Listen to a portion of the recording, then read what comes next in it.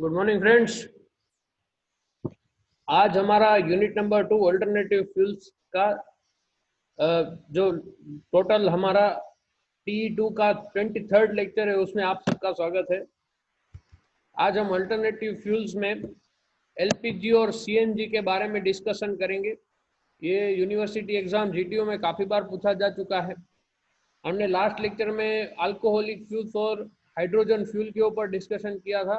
आज हम एलपीजी और सीएनजी के बारे में डिस्कस करेंगे और उसके नेक्स्ट लेक्चर में हम एलपीजी की कन्वर्जन किट के बारे में डिस्कस करेंगे, जो कि हमारा लास्ट लेक्चर रहेगा। ठीक है, तो हमारा जो एलपीजी सीएनजी और उसका कन्वर्जन किट है, ये तीन जो टॉपिक है वो इस चैप्टर के लास्ट टॉपिक है। तो इस लेक्चर में एलपीजी सीएनजी और नेक्स्ट लेक्चर जो होगा वो हमारा इस चैप्टर का लास्ट होगा, जिसमें हम कन्वर्जन किट के बारे में डिस्कस करेंगे। तो सबसे पहले एलपीजी क्या है और सीएनजी क्या है, और उनका हमारा सिलेबस में जो एडवांटेज डिसएडवांटेज वगैरह जो उसका काफ़ी बार पूछे जा चुके हैं, उसके बारे में हम डिस्कस करेंगे। तो अब सबसे पहले एलपीजी क्या है। तो एलपीजी का अर्थ होता है लिक्विफाइड पेट्रोलियम गैस। ठीक है, एलपीजी का फुल फॉर्म क्या रहता है? लिक्विफाइड पेट्रोलियम गैस या एलपी गैस। अब इसको आमतौर पे प्रोपेन या ब्यूटेन ऐसा भी कहा जाता है, मतलब कि उसमें लिक्विफाइड प्रोपेन या लिक्विफाइड ब्यूटेन होता है। ये क्या होता है? जो फ्लेमेबल मिक्सचर होते हैं हाइड्रोकार्बन के, हाइड्रोकार्बन मतलब कि प्रोपेन ब्यूटेन ये सब क्या है? हाइड्रोकार्बन है। ठीक है, तो उनका फ्यूल के तौर पे यूज होता है। वो हीटिंग एप्लीकेशन, कुकिंग इक्विपमेंट और व्हीकल सभी में उनका फ्यूल के तौर पे यूज होता है। लिक्विफाइड पेट्रोलियम गैस है ना, उसका वो लिक्विफाइड होता है, मतलब कि जो पेट्रोलियम गैस है उसको अगर हम लिक्विफाई कर दें तो उसको बोलते हैं लिक्विफाइड पेट्रोलियम गैस।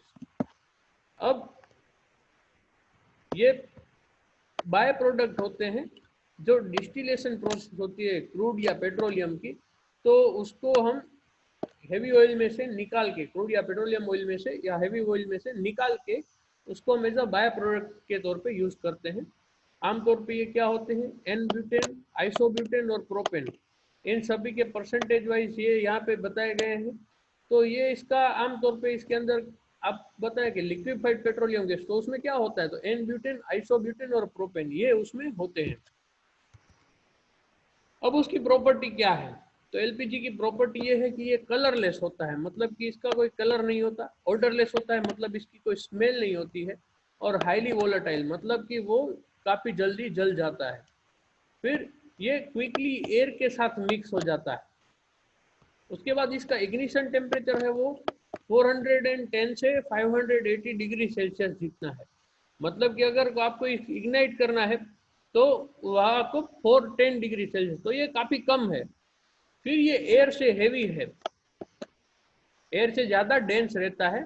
और 1 लीटर एलपीजी जो है वो 250 लीटर ऑफ वेपर प्रोड्यूस कर सकता है। मतलब कि एलपीजी को अगर हम बर्न करें तो उससे 250 गुना ज़्यादा मात्रा, वॉल्यूम जो है वो उसके वेपर का होगा। तो ये एलपीजी की प्रॉपर्टीज है। प्रॉपर्टीज मतलब कि ये उसके हिसाब से आपके एडवांटेज और डिसएडवांटेज बनेंगे। तो एलपीजी क्या है? Liquefied petroleum gas. उसके कंस्टिट्यूएंट्स क्या होते हैं? ब्यूटेन, आइसोब्यूटेन, एन ब्यूटेन और प्रोपेन। अब इसके एडवांटेज क्या है? तो इसके एडवांटेज ये है, इसके मैनिपुलेशन काफ़ी इजी है। मैनिपुलेशन इजी है मतलब कि अगर मान लीजिए आपके पास एक एलपीजी गैस है, एलपीजी को, लिक्विफाइड पेट्रोलियम गैस को अगर आपको कहीं पे यूज करना है तो उसको आप इजीली मैनिपुलेट कर सकते हो, उसके इजीली फॉर्म को चेंज कर सकते हो। आपका यूज इजी रहेगा, मतलब आपको अगर किसी एयर के साथ मिक्स करना है वो सब कर सकते हो आप एलपीजी के साथ, है ना। फिर उसका हेल्थ हेजार्ड कम है अगर लीक होता है। हमने देखा है कि काफ़ी जगह पे कोई अगर जहरीला गैस होता है वो लीक होता है तो क्या होता है? ब्रीथिंग में इश्यू होता है। फिर ये सब जो कहते हैं लंग्स के या उसके डिसऑर्डर हो जाते हैं, हमने काफ़ी बार सुना है। लेकिन एलपीजी के केस में ये कंपेरेटिवली हेल्थ हेजार्ड से जो उसका है वो नहीं रहता है। फिर बहुत ही कम मेंटेनेंस मांगता है। एलपीजी जो है वो बहुत ही कम मेंटेनेंस मांगता है। उसके बाद वो कार्बन मोनोऑक्साइड से फ्री है और लेस हेजार्डस भी है। फिर ये यहाँ पे डिस्कस हो गया। और इसी और कार्बन डाइऑक्साइड से भी ये फ्री है, कार्बन मोनोऑक्साइड से भी फ्री है और कार्बन डाइऑक्साइड से भी फ्री है, मतलब ये इसमें नहीं बनते। तो एलपीजी का ये एडवांटेजेस है। अब डिसएडवांटेजेस क्या है कि अगर इसकी ओडर नहीं है तो मतलब कि लीकेज जो है वो आप इजीली डिटेक्ट नहीं कर पाएंगे। हमें घर पे आपके आपके यहाँ हर एक घर पे जो गैस का सिलेंडर आता है उसमें भी यही होता है, लेकिन यहाँ इसमें हम क्या करते हैं, एक जिसकी ओडर हो ऐसा एक सब्सटेंस मिला देते हैं, मतलब कि जिसकी स्मेल हो ऐसा एक सब्सटेंस उसमें हम मिला देते हैं। तो उससे क्या होता है, उससे हमारा ये एडवांटेज रहता है कि अगर वो लीक होता है तो हमें तुरंत पता चल जाता है, इजीली पता चल जाता है कि ये भी लीक हो रहा है। अगर एलपीजी अकेला होगा तो क्या होगा कि उसकी ऑर्डर नहीं है, वो ऑर्डरलेस है, उसकी प्रॉपर्टी में हमने देखा। तो अब क्या होगा कि अगर वो लीक होता है तो उसकी ऑर्डर नहीं होती है, तो इसके कारण हमें पता नहीं चलता कि लीकेज कहाँ से हो रहा है या लीकेज हो भी रहा है। फिर इसकी ऑक्टेन वैल्यू कम है। ऑक्टेन वैल्यू होती है SI engine, spark ignition engine. तो मतलब कि स्पार्क करेंगे और ऑक्टेन वैल्यू लो है तो आपको आउटपुट थोड़ा कम मिलेगा। फिर ये लिक्विफाइड है। लिक्विफाइड मतलब कि उसको लिक्विड में कन्वर्ट किया गया है। तो वो लिक्विड में कन्वर्ट किया गया है इसलिए इसको हाई प्रेशर में ही रखना पड़ता है। आपको अगर फॉर एग्जांपल मैं बताऊं कि कोई भी फ्यूल है या कोई भी गैस है तो उसको हम दो तरीके से लिक्विड में कन्वर्ट कर सकते हैं। उसका टेम्परेचर घटा के, उसका टेम्परेचर हम कम करते जाए तो आप लिक्विड में मिल सकता है, या उसका प्रेशर जो है वो बढ़ा बढ़ा के। तो यहाँ पे टेम्परेचर हम कम नहीं कर सकते क्योंकि हम इग्नाइट करना है, तो हमें क्या करना पड़ेगा, उसका प्रेशर जो है वो बढ़ाना पड़ेगा, मतलब उसको कंप्रेस करके रखना पड़ेगा, तभी वो क्या होगा, लिक्विड में रहेगा। तो ये उसका एक डिसएडवांटेज रहता है कि उसको आपको हाई प्रेशर में रखना पड़ता है। फिर सिमिलरली अगर हाई प्रेशर में रखना है तो एलपीजी उन्हीं इंजन के लिए सूटेबल है जिसमें कंप्रेशन रेशियो ज़्यादा हो, जिसमें कंप्रेशन रेशियो ज़्यादा हो। तो ये आपके एलपीजी के एडवांटेज डिसएडवांटेज और प्रॉपर्टीज हुई, और उसके अलावा हमने एलपीजी क्या है उसका फुल फॉर्म और उसके अंदर कौन से सब्सटेंस होते हैं, मतलब कि एन ब्यूटेन, आइसोब्यूटेन और प्रोपेन, इसके बारे में डिस्कस किया। आपको जीटीयू में भी एलपीजी सीएनजी में से ये पॉइंट्स आते हैं कि एलपीजी क्या है, उसका फुल फॉर्म क्या है, उसके अंदर कौन से सब्सटेंस होते हैं, उसकी प्रॉपर्टीज क्या है, उसका एडवांटेज और उसके डिसएडवांटेजेस क्या है। तो आपको ये चीज़ें सब याद रखनी है। और आपका जो टास्क है आज का वो भी यही रहेगा कि आपको क्या करना है, एलपीजी की प्रॉपर्टी, एडवांटेज और डिसएडवांटेज लिखना है। सिमिलरली सीएनजी के लिए भी आपको यही चीज करना है। अब हम जाते हैं सीएनजी में। तो सीएनजी क्या है, तो सीएनजी को बोलते हैं कंप्रेस्ड नेचुरल गैस, है ना। सीएनजी का फुल फॉर्म क्या है, कंप्रेस्ड नेचुरल गैस। तो सीएनजी जो है वो एलपीजी से अलग है, वो लिक्विफाइड है और ये गैसियस स्टेट में रहता है, ठीक है। ये कंप्रेस्ड नेचुरल गैस। अब इसके प्राइमरी और सीएनजी किट भी आपने देखी होगी, कहीं बहुत कार में लगती है। तो इसका प्राइमरी कंपोनेंट क्या, उसका है मीथेन। जब हमने उसमें इसके डिफरेंस भी आपको पूछे जा सकते हैं एलपीजी और सीएनजी के, तो ये उसके डिफरेंस में भी यूज होगा। जो एलपीजी है वो लिक्विफाइड है और ये क्या है, गैसियस फॉर्म है, ठीक है। सीएनजी जो है वो गैसियस फॉर्म है। फिर एलपीजी जो है उसमें उसका प्राइमरी कंपोनेंट क्या है, ब्यूटेन और प्रोपेन, जबकि सीएनजी में उसका प्राइमरी कंपोनेंट क्या रहता है, मीथेन। अब जो है वो आमतौर पे नेचुरल गैस में से ही उसको निकाला जाता है। अब ये नेचुरल गैस है, या तो टैंक में स्टोर किया जाता है व्हीकल के अंदर as a compress natural gas. तो उसको कंप्रेस करते हैं, तो वो कंप्रेस कितने तक करते हैं, तो यहाँ पे लिखा है 3000 टू 3600 psi। और जहाँ पे लिक्विफाइड नेचुरल गैस है, मतलब कि अगर उसी को हम लिक्विफाइड कर देते तो वो आमतौर पे 20 टू 150 psi तक ही रहता है। फिर ये लिक्विफाइड पेट्रोलियम गैस नहीं है, लिक्विफाइड नेचुरल गैस है ना। पेट्रोलियम गैस तो उसमें ब्यूटेन और प्रोपेन आता है, नेचुरल गैस मतलब कि हमारा मीथेन। ये आपको याद रखना है, नेचुरल गैस मतलब कि मीथेन और पेट्रोलियम गैस मतलब कि ब्यूटेन और प्रोपेन। तो सीएनजी जो है वो नेचुरल गैस को कंप्रेस करके बनता है, which is mainly composed of methane, यहाँ पे लिखा है। तो लेस देन 1% ऑफ वॉल्यूम उसका जो है वो ऑक्यूपाई करता है लेट स्टैंडर्ड एटमॉस्फेरिक प्रेशर की, मतलब कि अगर आप एटमॉस्फेरिक प्रेशर पे रखते हो 3000 या 3600 psi पे नहीं रखते हो, तो क्या होता है कि आपका जो करंट वॉल्यूम है उससे 1% वॉल्यूम ही उसका हो जाता है। अगर आप कंप्रेस्ड करोगे तो उसका मतलब मान लीजिए कि आपके पास 1000 लीटर की टैंक है, 1000 लीटर की टैंक है, तो 1000 लीटर का 1% क्या हुआ, 10, या उससे भी हम सिंपल करेंगे, अगर आपके पास 100 लीटर की टैंक है तो 100 लीटर में आपने बिना कंप्रेस किए मीथेन भरा है, तो वो पूरा 100 लीटर में आ जाता है। लेकिन आप जैसे उसको कंप्रेस करोगे वो 1 लीटर में समा जाएगा। तो कंप्रेस करने से उसका वॉल्यूम क्या होता है, लेस देन 1% हो जाता है, मतलब 1% से भी थोड़ा कम। तो अगर आप कंप्रेस नहीं करोगे तो वो 100 लीटर जगह रोक लेगा, अगर आप कंप्रेस करोगे तो वो 1 लीटर से भी कम जगह रोकेगा। ठीक है, उस एक लीटर से भी कम जगह उसको चाहिए होगी। अब ये स्टोर और डिस्ट्रीब्यूट करने में हार्ड कंटेनर्स में उसको किया जाता है, क्योंकि अब ये प्रेशर ज़्यादा है, तो मतलब कि उसका 3600 psi यहाँ पे लिखा है 3000 से, तो 200 से 250 बार जितना होता है। इतने प्रेशर पे हमें उसके जो सिलेंडर और स्फीरिकल शेप के जो उसके टैंक होते हैं वो बनाने पड़ते हैं, हार्ड कंटेनर्स उसके बनाने पड़ते हैं।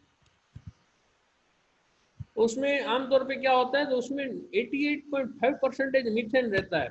उसके अलावा बाकी होते हैं, लेकिन उसके मेन कंपोनेंट में 88% क्या है, मीथेन। बाकी भी होते हैं, इथेन, प्रोपेन, ब्यूटेन, पेंटेन, ये सब होते हैं, लेकिन उसके परसेंटेज बहुत ही कम है। तो आपको ये पता होना चाहिए, नेचुरल गैस है तो नेचुरल गैस में मीथेन की वैल्यू जो है वो ज्यादा रहती है।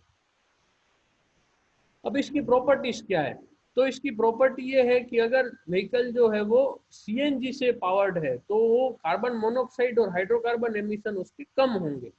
फिर उसका इग्निशन टेम्परेचर है वो 550 डिग्री सेल्सियस है। पेट्रोल का, डीजल का, इससे पेट्रोल का बहुत ज्यादा है उससे इग्निशन टेम्परेचर।